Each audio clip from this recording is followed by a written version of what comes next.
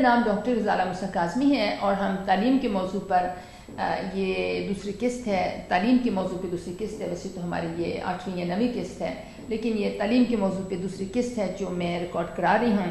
تو اس میں بات ہو رہی تھی کہ جو دنیا کے ماہرین دماغی ہیں وہ کس طرح ADHD کا علاج کرتے ہیں. ADHD جو ہے وہ حرکت، دھیان کی کمی اور حرکت کی زیادتی ہے جو پاکستان کے 10% لڑکوں میں پائی جاتی ہے، جس میں وہ توجہ سے کام نہیں کرتے، توجہ سے کلاس ورک نہیں کرتے، توجہ سے ہوم ورک نہیں کرتے اور چیزیں گماتے ہیں اور ان کو جیومیٹری باکس میں، اسکول بیگ میں چیزیں ڈالنا مشکل لگتا ہے اور وہ ہلتے زیادہ ہیں، بھاگتے زیادہ ہیں اور دوسرے بچوں کی کٹائی بھی ہو سکتا ہے کرتے ہوں.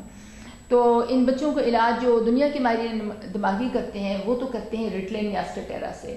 ریٹلین یا سٹیٹیرا یہ دوائیاں ہیں لیکن ان دوائیوں کے سائیڈ ایفیکٹس ہیں. ریٹلین تو ویسے ایڈکٹیو دوا ہے، لیکن اگر ADHD کی تشخیص صحیح ہو تو پھر ADHD کی تشخیص صحیح ہو تو یہ ایڈکشن پیدا نہیں کرتی، نشے کی عادت پیدا نہیں کرتی، لیکن یہ قد اور وزن کو متاثر کر سکتی ہے اور بچے کا قد چھوٹا رہ سکتا ہے، بچے کا وزن کم رہ سکتا ہے، یا اس کو دل کی دھڑکن تیز ہو سکتی ہے، یا بچے کا بلڈ پریشر متاثر ہو سکتا ہے، یا بچے کے پیٹ میں تکلیف ہو سکتی ہے. تو اسی طرح سٹیٹیرا کے بھی کچھ ملتے جلتے سائیڈ ایفیکٹس ہیں. تو میں یہ کہنا چاہ رہی ہوں کہ ہم دوائیاں دیں، وہ بھی اتنے چھوٹے چھوٹے بچوں کو کہ 6 سال 8 10 سال کے بچوں کو ہم ذہنی دوائیاں دیں، میرے نزدیک یہ کوئی اتنی اچھی بات نہیں ہے اور ان کے سائیڈ ایفیکٹس بھی ٹھیک ٹھاک ہیں. تو اس کے بجائے میں سمجھتی ہوں کہ ہمیں دوسرے طریقوں سے استعمال کرنا چاہیے، طریقے استعمال کرنے چاہیے اس کے علاج کے لیے. اور جو میں نے طریقے علاج کیے ہیں وہ 2 ہیں طریقے، ایک ہے تعریف اور دوسرا ہے دماغ کی ریکی.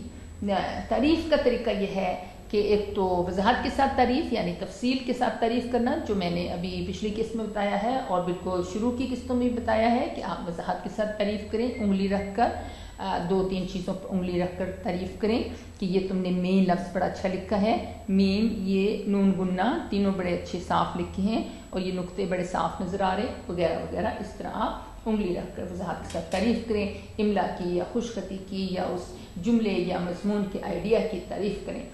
تو اس طرح بچے کی حوصلہ افزائی ہوگی. اور یوں بھی بچے کی ایک دن میں 8-10 تعریفیں کریں، آپ اور مطلب امی ابو دونوں مل کے، بہن بھائی مل کے، سب بہن بھائیوں کو بھی بتائیں کہ ہم نے اس بہن یا بھائی کی ہیلپ کرنی ہے. بہنوں میں ADHD بچیوں میں کم پایا جاتا ہے اور جب پایا جاتا ہے تو عموماً اٹینشن ڈیفیسٹ زیادہ پایا جاتا ہے، یعنی دھیان کی کمی زیادہ پائی جاتی ہے اور حرکت کی زیادتی لڑکیوں میں کم ہوتی ہے. تو میں یہ عرض کر رہی تھی کہ ساری فیملی مل کر اس بچے یا نوجوان کی 8-10 تعریفیں ایک دن میں کریں اور جو دوسرے بچے ہیں ان کو سمجھا دیں کہ ہم اس بچے کی زیادہ تعریف اس لیے کر رہے ہیں کہ اس کو ہیلپ کی ضرورت ہے، اس کو مدد کی ضرورت ہے. دوسرے بچوں کی بھی زیادہ تعریف کریں اور کچھ تعریف اس بچے کی پرائیویسی میں کر لیں، خلوت میں کر لیں، تنہائی میں کر لیں، تاکہ دوسرے بچے مائنڈ نہ کریں.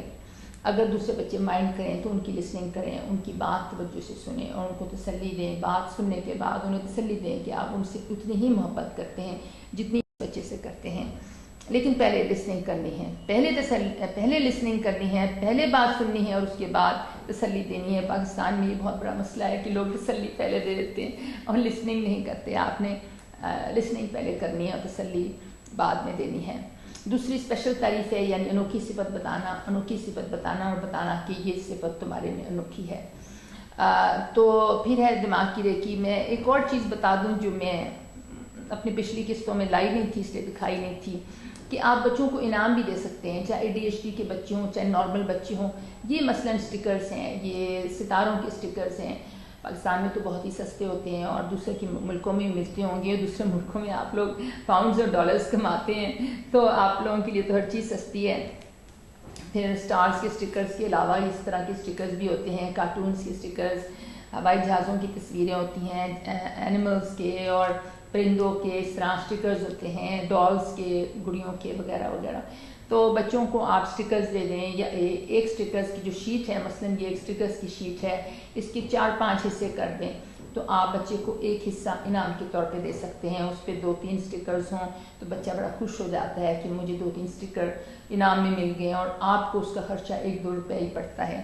اگر آپ کو پیسوں کو بہت زیادہ پرابلم ہے تو اس میں سے آپ ایک اسٹیکر کاٹ کے دے دیں، وہ آپ کو بہت سستا پڑے گا۔